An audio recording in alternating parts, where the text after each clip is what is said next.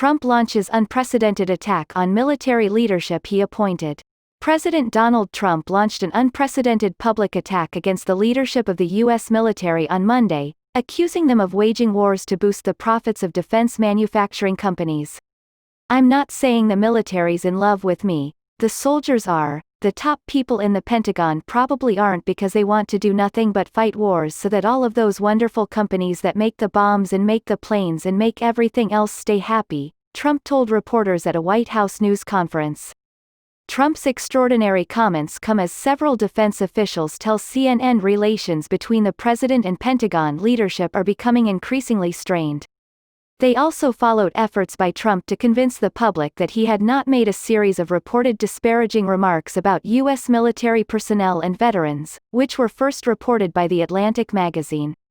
A former senior administration official confirmed to CNN that Trump referred to fallen U.S. service members at the Aisne-Marne Cemetery in crude and derogatory terms during a November 2018 trip to France to commemorate the 100th anniversary of the end of World War I. Other outlets, including Fox News, have confirmed much of The Atlantic's reporting, which Trump and the White House vehemently deny.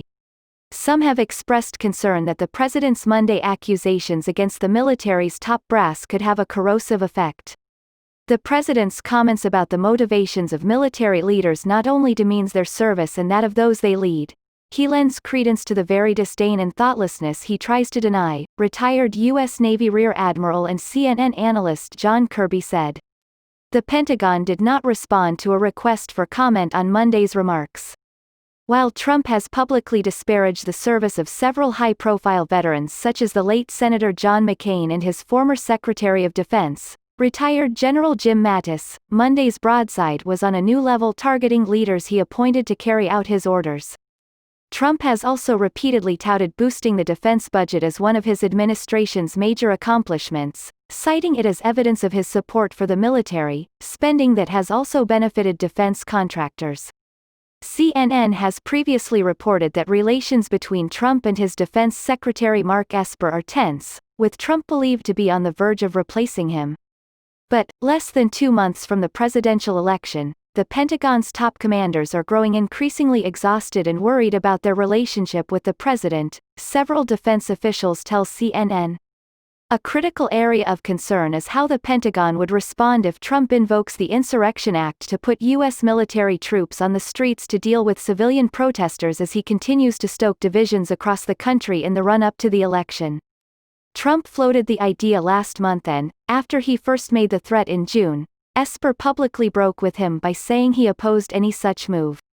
To avoid a new showdown with the White House, for the last several weeks, top military officials, including General Mark Milley, chairman of the Joint Chiefs of Staff, have been getting regular briefings on civil unrest in major cities across the country. The idea is to be ready with alternative plans for state-activated National Guard and other federal civilian law enforcement rather than have active duty troops potentially clash with protesters, according to several defense officials. Another issue that could lead to a clash between Trump and military leadership is the $740 billion defense bill that would strip the names of Confederate generals in the face of vocal opposition from Trump, who said he'd veto any move. The entire Joint Chiefs have made it clear they want to eliminate what they see as the divisive symbols of the Confederacy. Milley did not hold back on the issue in appearance before Congress in July, stating that those officers turned their back on their oath, referring to the names on the bases. It was an act of treason, at the time, against the Union, against the Stars and Stripes, against the U.S. Constitution. Military leadership have embarked on several initiatives aimed at improving racial inclusion. Officials say it is vital work to ensure that when troops go to war, they are a cohesive fighting force. There are also very real concerns about the aftermath of November's election, particularly if the result is not immediately clear after election night. Last month Milley told members of Congress that the military will not play a role in the election and won't help settle any disputes if the results are contested.